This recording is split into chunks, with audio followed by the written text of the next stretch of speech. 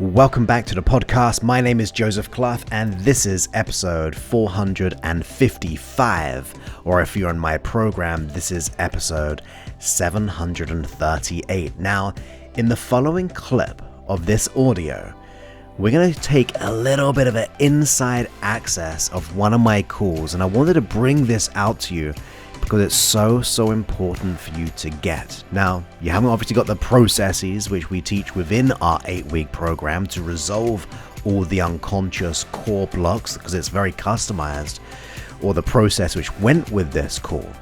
I think you're going to learn something very profound that, if you get, can transform your life fully and completely, so that you can find everything you need from the inside to get everything that you want on the outside. So let's go ahead and experience it right now. I want you to know this. There is nothing that you need externally. There is nothing that you need beyond yourself. You have all that you need within you. It is all there to be had. It's all there to put a light upon so we can grow it and shine it and be more. But it's not about the external. It's not about the past. It's about this moment right here. It's about honoring the truth of you. And sometimes we're fearful of the truth. Sometimes we're fearful of our power. In fact, you know the Marianne Williamson quote? Just that popped into mind when we're like playing small because we fear our own greatness. Think about that. Sometimes we fear our true potential, and that's why people can fear success. They can fear if they do change, what will it mean for them? How's my reality going to bend or be if I'm not the person in conflict? Right? Think about that. That is a scary thought. So sometimes we fear our own power. And it's okay to a degree because this is new. But I want you to know that deep within you, you are the power. There's nothing to force. There's nothing to battle. There's nothing to fight here. This is about being the power, rather forcing it to happen. It's about enlightening that aspect of you, embracing it and enlarging it. So then we start to allow our identity and beyond us to flow through into our belief system. You see, if your true identity is of greatness, like the real you, beyond ego, the nature of you, the spirit of you, when you are in that place, the I am beliefs of like, it's not even I'm good enough anymore. Because good enough presupposes a limit. I'm good enough. It gets to the point where we just go, I just am. Like, I am. That's what it is. And then, yes, those other little sentences can click into play, but it goes beyond the boundary of the sentence. Because whatever we think we are, fill in the gap. What do we say? Whatever I think I am always more. That's right. Whatever I think I'm always more than that. Like, there's always more to learn. There's always more to grow. And that's so powerful. That's so great. But it makes me feel good. There's so much more for me to discover. There's so much more for me to become and to be great at, to learn and to grow, to do it. And when we operate from that place, guess what? We're not focusing on the outside world. We're not focusing on the how or the when it's going to happen. We're just focusing on being the best version of ourselves, being in this moment, knowing that we are worthy, deserving, and enough. Because beyond all of that belief system, we just are. We come from a place that we are strength, we are the love, we're even the darkness, we are the physical, we're the non-physical, we're the spirit, we're the certainty, we're also the uncertainty. Like, that is where we just kind of flow into states, because there's a lot of great things to be uncertain about. If I was totally certain about everything in my life would be pretty boring. Yes, there are things we can hold on to which is certain, which should be our core source. It should be our truth, that we're certain within that. But the uncertainty allows us to grow. The uncertainty allows us to react to it and grow because of it. So embrace the contrast of who you are, because you are all of it and even more than that. So even when we're in those dark times in our life, rather than running away from it, take note of this right now, rather than running away from it, running away from the darkness, running away from the conflict, running away from the fear, rather trying to bury it, rather try to push it down, rather trying to repress it, honor it. Honor who you are. Honor your experience of it. To the point when there is no good or bad of it, right? There's no good or bad of it. It just is. It's an experience. It's a variation. And the more we welcome whatever it is, I mean, I'm sure you've had this moment before in your life. Maybe when you were young, when you were scared of something. And then one day, you just did it anyway. And you made a decision, I'm just going to embrace this moment. Like, I remember it being like late at night. And I used to be petrified of the dark. As a kid, and even growing up as a kid, I would hate staying in the house by myself in the darkness. There'd be something weird about it. I'd even sometimes open up windows so I can just hear the outside sound. But then one day, I was like, I'm fearful of something. I'm trying to change my state. I'm trying to change my environment. What if I just be with it for a moment? What if I just embrace that darkness for a second? What if I embrace that fear of mine? What does it really mean? What am I acknowledging here? When I think about my fear, it's just an emotion. Some will stay longer than others. Some things hurt in life. But when we honor the emotion, if we honor the conflict, if we honor the unconscious part of us which does not feel worthy, and we sit with it, we're patient with it, we honor it, we express it, we allow it, something very interesting happens. The illusionary part of it will start to disappear. So everything which is not truth will start to disappear. So the fear of it will just disappear and you'll see the clarity. The physical pain, I really believe, I mean, there's lots of biology notes about this, that more often than not, if the body should be able to heal itself physically, I'm no doctor, so take note of that, but the body is usually, within 8 weeks, should be out of pain, unless, like if we go to a doctor, everything's fine, but we're still feeling pain. Body should have healed it by then, if a doctor's saying we should be out of pain by now. So then we want to realize what that pain's about. What is the emotion behind that pain? What's the emotion behind that limiting belief of not being enough? Where did it come from? And just be with it. Place no decision on it. Place no objective on it. Nothing to label here, but just be with it. And notice the illusion aspects of it will disappear and the message and the meaning and the learning will shine through. So in other words, all the contrasting experiences we have, from the issues to the fears and the doubts, there's something great within those. They're signals, they're messages, they're symptoms that are showing us to pay attention to what is really important in life, and that is connecting to the highest version of ourselves. So there's nothing to hide, there's nothing to be fearful of, there's nothing to run away from. It's about knowing that whatever you're experiencing, you're more than it. You're more than whatever you think you are.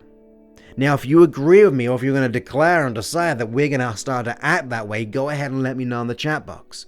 But I am ready to know what I really want, to know why I really want it, and more importantly, to know who I am.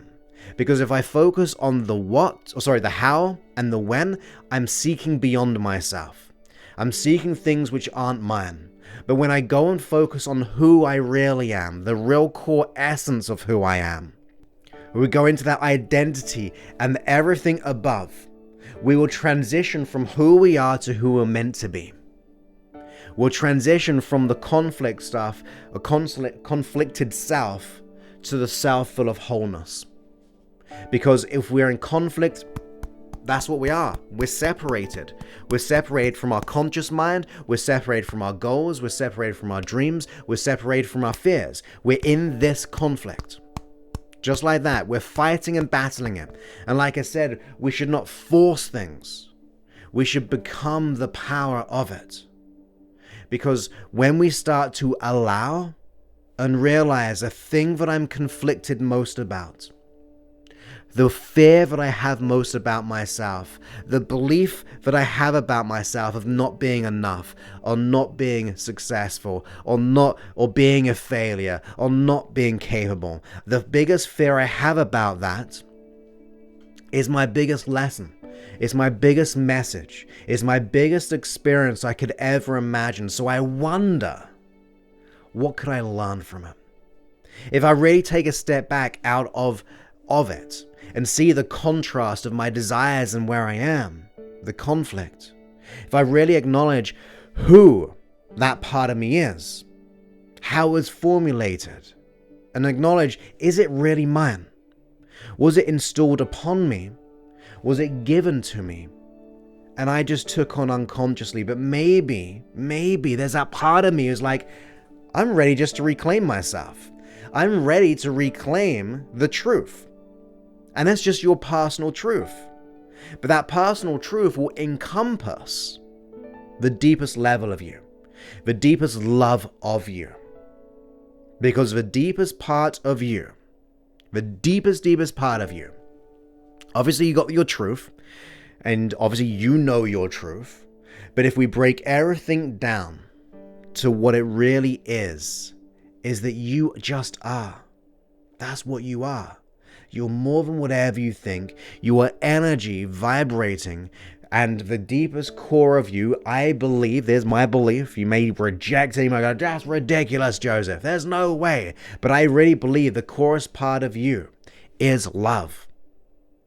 And if you operate and shine a light to that love of who you are, the certainty of you, the consistency of you, the beingness of you, you will no longer be able to have resistance to the conflict. You will no longer need to seek out other things. You will no longer need to be saved, because you just will allow yourself to grow in yourself. You'll be able to go from that version 0.10 to version 0.20 in a transition that is not huge in its steps, but huge in the expansion of who you are. Because when we come from that place of knowingness, we get to the greater level of who we are. That personal truth, the I am, which then allows the emotion, the belief to formulate in the possibility of what can be done. And then we got to ask ourselves, am I ready to learn this? Am I going to go throughout my week and be conscious of this? Am I willing to allow my unconscious mind to be conscious of this information? Which I hope you are, right?